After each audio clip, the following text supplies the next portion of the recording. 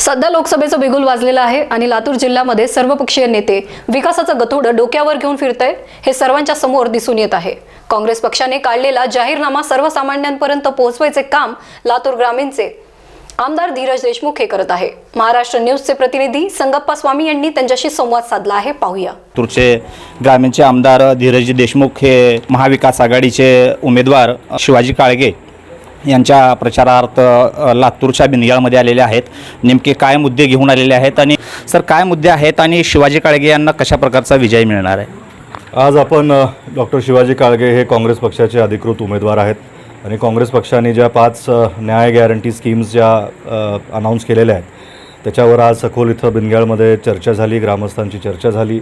त्यांचे स्थानिक विषय असतील, त्यांच्या पिकाला जे हमीभाव मिळत नाही आहे, शेतीमालावर किंवा शेतीच्या निगडीत सगळ्याच गोष्टीवर जो GST लागलेला आहे त्याबद्दल त्यांनी चर्चा केली। शेतकऱ्यांना आत्ता दुष्काळी परिस्थितीमध्ये अडचणीमध्ये कर्जमाफी हवी आहे ह्या सगळ्या गोष्टीवर चर्चा केली। आणि काँग्रेसचा जो जाहीरनामा आपण जर जाऊन बघितला तर ह्या सगळ्या जाहीरनाम्यामध्ये आपल्याही दर्शकांना मी सांगू इच्छितो की ह्या सगळ्या जाहीरनाम्यामध्ये ह्याच सगळ्या गोष्टी नमूद केलेल्या आहेत की आपल्याला कर्जमाफी अपेक्षित आहे आणि MSPचा कायदा काँग्रेस पार्टी आणणार आहे। त्याच्यानंतर 1 लाख दरवर्षी प्रत्येक गरीब कुटुंबातील महिलेला 1 लाखाची पगार त्यांना चालू करायची आहे। 1 लाख विद्यावेतन प्रत्येक सुशिक्षित तरुणीला पहिल्या नोकरीची हमी काँग्रेस पक्ष देत आहे।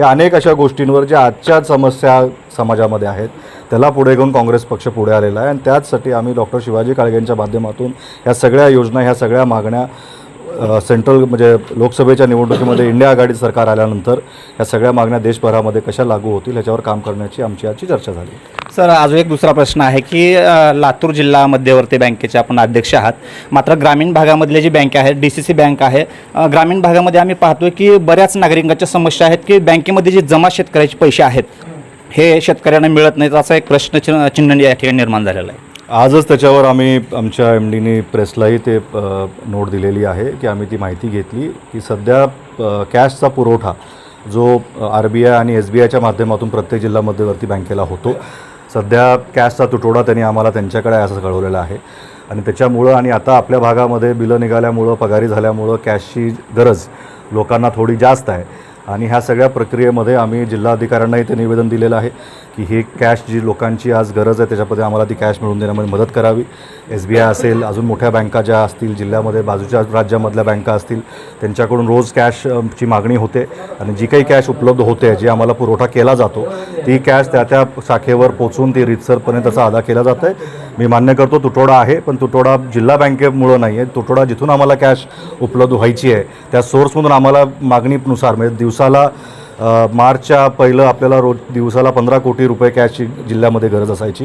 आजच्या गेल्या 8 दिवसामध्ये तीच मागणी 15 कोटीहून दिवसाची 25 कोटीपर्यंत गेलेली आहे। ती अतिरिक्त मागणी आम्ही केली आहे, त्या पद्धतीनं आम्हाला जसा पुरवठा होईल त्या पद्धतीनं जिल्हा बँक आपलं काम करेल। एक तिसरा आणि शेवटचा प्रश्न आहे सर, वंचित बहुजन आघाडीचे राष्ट्रीय अध्यक्ष प्रकाश आंबेडकर यांनी एक प्रश्नचिन्ह निर्माण केलेलं आहे की महाविकास आघाडी ही संपूर्ण महाराष्ट्रामध्ये 48 जागा लढवत आहे, मात्र या ठिकाणी मुस्लिम समाजाला एकही जागा दिलेली नाही आणि महायुतीमध्ये आणि महाविकास आघाडीमध्ये काय फरक आहे असा त्यांना प्रश्नचिन्ह निर्माण केलेला आहे। ज्या जागा वाटप झालेल्या आहेत त्या चर्चेमध्ये पहिल्यापासून महाविकास आघाडीची भूमिका हीच होती की त्याच्यामध्ये प्रकाश आंबेडकर साहेब आमच्यासोबत असावेत। शेवटी ही लढाई संविधानाच्या विरोधात जी शक्ती उभी राहिलेली आहे आणि संविधान सुरक्षित करण्यासाठी आपल्या सर्वांना एकत्र येऊन एक मूठ बांधून आपण काम केलं पाहिजे। पण राजकीय परिस्थितीमध्ये काही गोष्टी झाल्या ज्या सिनियर पातळीवर चर्चा झाली, त्याच्यामध्ये ती चर्चा यशस्वी होऊ शकली नाही, त्याची खंत सर्वच महाविकास आघाडीच्या घटक पक्षांना आहे आणि ज्या भागामध्ये ज्या परिस्थितीमध्ये जे उमेदवार देण्यात आलेले आहेत की सगळे मिळून आपल्याला महत्त्वाचा आपला टार्गेट सगळ्यांचा हाच आहे की महायुतीचे कमीत कमी उमेदवार निवडून गेले पाहिजेत आणि महाविकास आघाडी आणि मित्रपक्षांचे आणि समविचारी पक्षांचे जी शक्ती, जो विचार हा संविधान वाचवण्याच्या बाजूने असेल त्याचे जास्तीत जास्त उमेदवार निवडून जावेत, ह्या पद्धतीनं आखलेली रणनीती आहे आणि त्या पद्धतीनं प्रत्येक जिल्ह्यामध्ये प्रत्येक भागामध्ये त्या पद्धतीचा उमेदवार देण्यात आलेला आहे। सर्वपक्षीय नेत्याचे मंडळी सर्व विकासाचं गठुडं घेऊन आता मात्र ग्रामीण भागामधल्या रस्त्याचा एक प्रश्न निर्माण आहे। सर, लोकसभेची निवडणूक आहे, आम्ही तेच लोकांना विचारतो की जे 10 वर्षे ह्या भागातलं नेतृत्व खासदार म्हणून करत होते आणि ज्या पक्षाच्या वतीनं आज त्यांचंही राज्यामध्येही सरकार आहे, दिल्लीमध्येही सरकार आहे. आणि आज ही जी काही रस्त्यांची अवस्था आपल्या भागामध्ये आपल्याला दिसते की रस्त्यांना पुरेसा बजेट मिळत नाही. DPC असेल किंवा ज्या काही योजना असतील त्या मागे मंजुरी केलेल्या रस्त्यांची कामं आता पूर्ण होत नाहीत. कंत्राटदार नवीन कामं घ्यायला उत्सुक दिसत नाहीत. जुने त्यांचे बिलं निघाले नसल्यामुळं त्यांना नवीन कामं घेता येत नाहीत. आणि जे मोठे रस्ते आपल्या भागातले गेलेले आहेत त्याच्यामध्ये आता जर आपण बघितलं तर काही भागांमध्ये रस्त्यावर भेगा पडलेल्या आहेत. तर त्याच्यावरही आपण सर्वांनी जनतेने लक्ष द्यावं की एवढ्या मोठ्या कंपन्यांनी जे रस्ते आपल्या भागात बनवून गेले नॅशनल हायवेच्या दर्जाचे, त्याला आता एवढ्या लवकर भेगा कशा पडू शकतात ह्याच्यावरही लोकांमध्ये संताप आहे. कारण का त्याच्यावर जे केंद्र शासनाने जे हे रस्ते पुरवठा केलेला आहे खरी कंत त्यांच्या कारभारावर आहे. आणि त्याच्यामध्ये जे सध्याचे विद्यमान खासदार त्यांच्या पक्षातून परत येताना उमेदवारी मिळाली त्यांना ह्या प्रश्नाचे उत्तरं द्यावे लागतील. निश्चितच या सर्व प्रश्नामधून जर बाहेर यायचं असेल तर आपण काँग्रेस पक्षाच्या उमेदवारांना भरघोस मताने विजयी करावा असं या ठिकाणी सांगण्यात आलेलं आहे. स्टार महाराष्ट्रासाठी मी संगप्पा स्वामी, लातूर.